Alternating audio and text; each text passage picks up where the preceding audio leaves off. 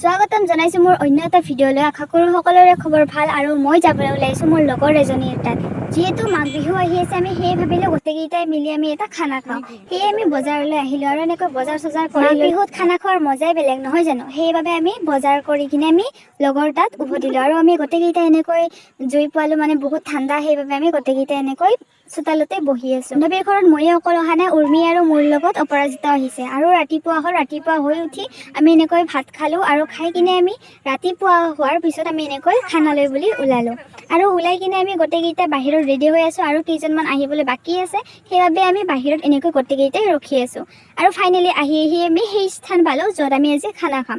আৰু খানা খোৱাৰ ষ্টাৰ্ট আমাৰ হৈ গ'ল, মানে আমাৰ বৰ্তমান চব্জি কাটি আছে আৰু এইফালে আমি টেঙা খাই আছোঁ। আৰু এইফালে চাওকচোন মাংস বনাই আছে, এইফালে অপৰাজিতা লাগি আছে কামত। আৰু আমি গোটেইকেইটা এনেকৈ এনজয় কৰিলোঁ আৰু এনজয় কৰি আমি ঘৰলৈ বুলি উভতিলোঁ। আজিৰ ভিডিঅ'টো এইখিনি আছিল, বাই বাই।